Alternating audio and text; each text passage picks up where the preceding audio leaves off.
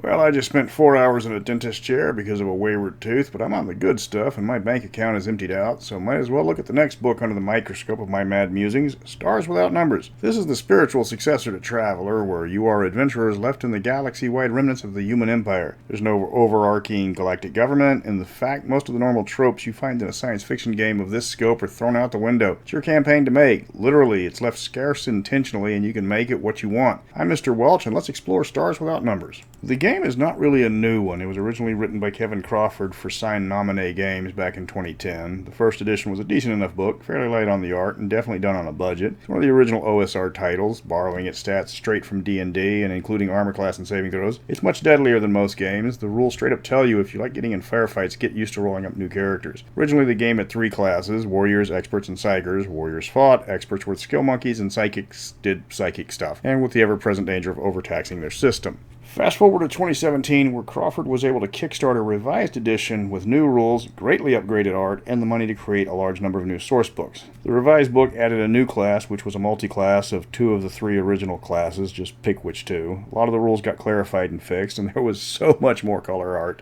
The revised book is pretty. It's also free. The full version is available in hardcover for about $70, but there's a smaller free book available on DriveThruRPG right now.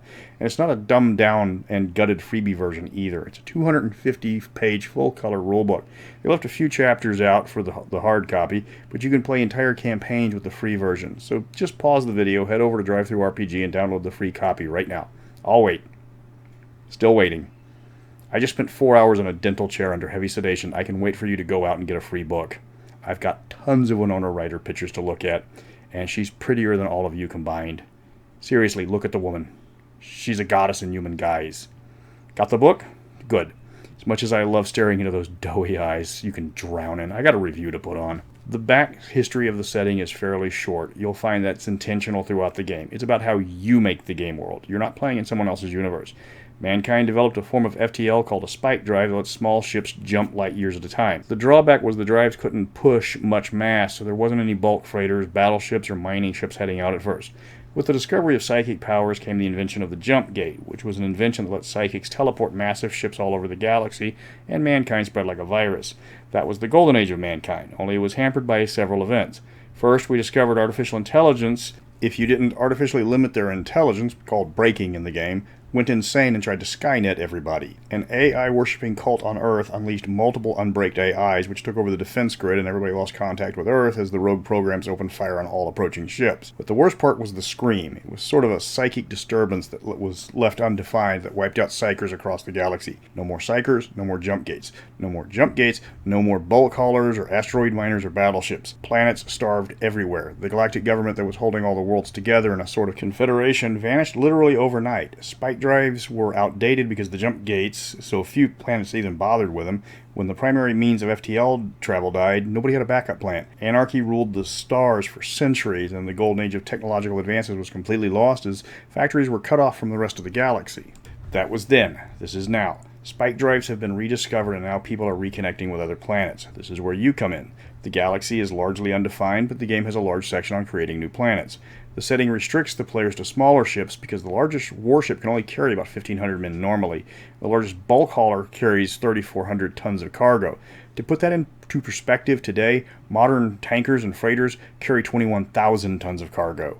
Almost every single planet with a population rules itself, so every planet has different laws for starfarers, assuming they don't just try to take your ship when you arrive. A government controlling 3-star systems is huge. A government controlling 6-star systems is an empire. Almost half the book is devoted to creating your own galaxy with the minimal structure given to you by the rules. If you want to go all human, like Dune or Battletech in the galaxy, that's all too easy. You can add aliens to taste, so if you want to go minimal number of aliens, like the movie Aliens, or if you can flood the galaxy like Star Wars, again, it's all up to you. The book gives you rules for creating ships, aliens, planets, factions, adventures. Everything has a chart that lets you come up with something you need for an adventure with just a couple of die rolls.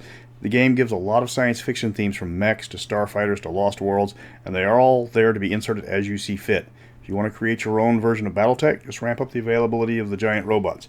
You can remove the FTL travel or restrict it and keep the setting to just a few worlds and have something like Firefly. The possibilities are left up to you, and that's the strength of the game. The biggest attraction of the game is it follows in the footsteps of previous works, but stops short of duplicating them. The stats are straight up out of Dungeons & Dragons, so you're all familiar with them. The concept of adventurers flying from planet to planet wouldn't be out of place in Traveller or Star Wars, so there's less to explain to your players. The game relies on familiar mechanics and themes, simple enough for new players, but recognizable enough for grognards. Since the setting is very much mix and match, you can build whatever setting or playstyle your players like. Think of it as a Lego set of role-playing rules. You can build the game exactly as described or ditch everything and make your own. The game is fully intended to be homebrewed, and it gives you everything in the core book to get started. There's a ton of supplements for the game. Most of them expand on one aspect of the core book that was only mentioned in a few pages. Some of them focus on a particular aspect of a campaign. So there's a military book, trading book, espionage, there's cyberpunk and fleet adventures. There's a few books dealing with psychics and aliens.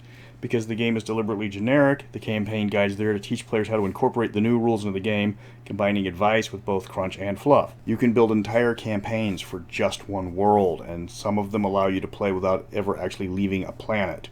Stars Without Numbers is a very good game. There's a reason why it's got a large fan base, and the free rulebook is a small part of it.